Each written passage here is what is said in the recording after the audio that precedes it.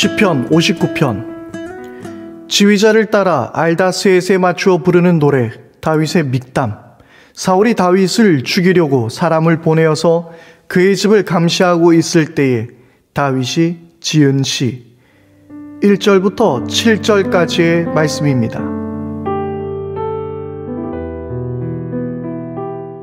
나의 하나님, 내 원수들에게서 나를 구원해 주시고 나를 치려고 일어서는 자들에게서 나를 지켜주십시오.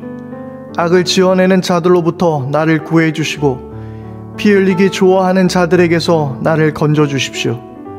그들이 내 목숨을 노리고 매복해 있습니다. 강한 자들이 나를 치려고 모여듭니다. 그러나 주님, 나에게 허물이 있는 것도 아니오, 나에게 큰 죄가 있는 것도 아닙니다. 나에게는 아무런 잘못도 없으나 그들이 달려와서 싸울 준비를 합니다. 깨어나 살피시고 나를 도와주십시오. 주님은 만군의 하나님, 주 이스라엘의 하나님이십니다. 깨어나셔서 모든 나라를 차별 없이 심판하시고 사악한 꾀를 꾸미는 자들을 불쌍히 여기지 마십시오. 그들은 저녁만 되면 돌아와서 개처럼 지저대면서 성안을 이리저리 쏘다닙니다. 그들은 입에 거품을 물고 입술에는 칼을 물고서 누가 들으랴 하고 말합니다.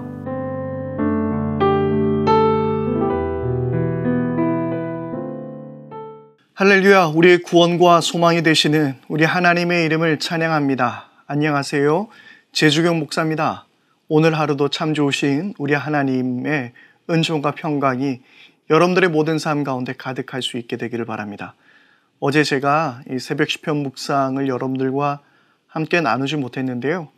다시 한번 죄송한 말씀을 전해드리고 혹시 기다렸던 분들 계시면 이 시간을 더욱 귀하게 여겨서 여러분들과 하나님의 말씀을 묵상하고 이 기도하는 시간을 차질이 없도록 더 노력하도록 하겠습니다. 오늘 우리가 읽었던 시편 59편의 제목을 보게 되면요, 사울이 다윗을 죽이려고 사람을 보내어 그의 집을 감시하고 있을 때 다윗이 지은 시라고 되어 있습니다. 이 말씀의 배경이 되는 말씀은 사무엘상 19장에 나와 있는 말씀인데요. 이때 말씀을 보게 되면 다윗이 출전해서 블레셋 사람들과 싸웠습니다. 그리고 크게 승리를 거두었어요. 그런데 그 이후에 그 사울이 있는 그곳에 다윗이 함께 하였는데 그때 또 이 사울이 악한 영이 들려서 고통받고 있었을 때에 다윗이 수금을 타고 있었습니다. 그런데 우리가 잘 아는 이야기죠. 이때 사울이 창을 던져서 이 다윗을 죽이려고 했던 것이죠. 그때 다윗이 이제 몸을 피했습니다. 그리고 그가 집에 가 있었을 때에 사울의 그 군사들이 다윗을 잡으려고 이제 오던 바로 그 상황입니다. 생각해보면 정말 억울한, 이것보다 더 억울할 때가 있을까 싶은 생각이 들지 않습니까? 방금 전쟁에 나가서 목숨을 걸고 싸웠어요. 그리고 큰 승리를 거두어냈습니다.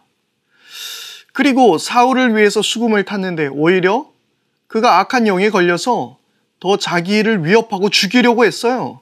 그래서 그것을 피하려고 도망갔었는데 그런데 사울의 군사들이 다윗을 잡으려 온 거예요.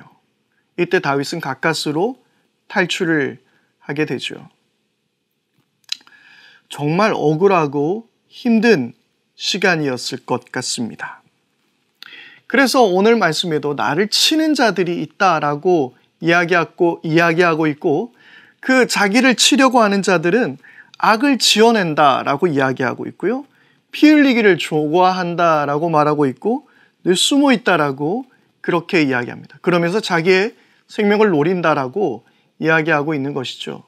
정말 이 억울한 다윗의 모습을 생각하게 될 때에 막 말을 지어내고 악을 지어내고 어떠한 무죄임에도 무고함에도 불구하고 자기를 죽이려고 하는 것은 정말 피 흘리기로 좋아하는 악한 사람들로 그는 생각할 수밖에 없었던 것이었죠. 사울을 피해 다니는 이 다윗의 모습을 바라보면 어떤 우리는 그런 상상을 하게 됩니다. 굉장한 믿음의 사람이고 어떤 고난과 역경 가운데서도 결코 좌절하지 않고 하나님을 잘 신뢰하고 사울의 목숨도 그가 거두려고 했던 여러 가지 기회가 있었음에도 불구하고 그를 살려줬지 않습니까? 그래서 사울에 대한 원망이나 어떤 그의 삶의 두려움, 분노 같은 것들이 없었던 것으로 우리는 생각하기도 합니다. 그러나 우리는 오늘 말씀을 보았을 때에 실상은 전혀 그렇지 않은 것을 보게 됩니다. 그러니까 그는 자신의 어떤 그 상황들을 남에게 이야기하거나 폭력으로 나타내는 것이 아니라 하나님께 지금 그의 마음을 풀어내고 있었던 것이죠. 오늘의 말씀을 바라보게 되면 다윗은 누구보다도 억울해하고 속상해하며 두려워하는 마음들이 있었고 이 가운데서 자신을 구원해 달라는 하나님께 간절히 기도하고 있었던 것입니다. 믿음의 사람들이라고 해서 모두가 다 우리와 다른 감정을 가지고 있고 전혀 다른 어떤 그냥 천사와 같은 삶을 살았던 것이 아니죠. 우리와 같은 감정을 가지고 있고 우리처럼 힘들어하고 아파하고 염려하고 불안해할 때가 있었던 것이었습니다. 그러나 다윗은 그 모든 것을 하나님께 나와서 풀고 있었고 하나님께 매달리고 있었다는 것은 다시 한번 우리를 돌아보게 하는 것 같습니다. 그리고 특별히 다윗을 괴롭히는 사람들은 주로 또 어떻게 그를 괴롭혔을까요? 그의 목숨을 해하고자 하고 그렇게 그를 괴롭혔지만 무엇보다도 오늘의 말씀을 보게 되면 그들은 다윗을 입으로 괴롭혔던 것 같습니다. 오늘의 말씀 7절의 말씀입니다. 그들은 입에 거품을 물고 입술에는 칼을 물고서 흥 누가 들으랴 하고 말합니다. 그들의 입술에는 칼을 물고 다닌다라고 말하죠. 우리 속담에 말 한마디로 천냥빚을 갚는다라는 말이 있을 정도로 우리의 입술로 하는 말의 그 중요성에 대해서 이야기하고 있습니다. 그래서요, 말 한마디로 사람을 죽이기도 하지만 또 말 한마디, 아주 사소한 말 한마디로 사람을 살리기도 하는 것이 말이 되는 것입니다. 무엇보다 하나님께서는 말씀으로 이 세상을 창조하시지 않으셨습니까? 그처럼 우리에게 있어서 말이라는 것은 중요합니다. 최근 여러 인터넷 매체들 그리고 SNS들을 보게 될 때에 우리가 그 말, 그러니까 그 언어로 쓰여진 여러 글들을 보게 되면 너무나도 잔인한 모습들을 우리는 발견하게 됩니다. 익명성에 숨어서 함부로 말하고 공격하고 어떤 사람에게 치명적인 상처를 입히는 그런 모습들을 보게 될 때에 그들의 입은 그것이 글로 나타나는 형태이기는 하지만 그들의 입의 그 말들은 그 글들은 어떠한 칼보다도 예리하고 어떤 총탄보다도 더 깊숙이 박히는 것 같습니다. 저 역시도 지금 제 나이에 어디에 맞고 다닐 나이는 아닙니다. 그런데 가끔 말로 받는 그런 상처 앞에서는 그 상처를 씻어내기가 여간 쉬운 일이 아닙니다. 그러므로 우리가 입술로 범죄하는 것들에 대해서 우리는 더 조심하고 그리스도인들이라면 더 이 말의 중요성을 우리는 깊이 생각해 봐야 할 것 같습니다. 특별히 야고보서 3장의 말씀은 우리가 입술로 범죄하는 것들에 대한 그 지적들이 이 말씀에 나오게 되는데요. 그 배가 아무리 큰 배가 움직이더라도 그 배를 움직이게 하는 것은 자그마한 키로 그 배를 움직이게 할 수 있는 것이죠.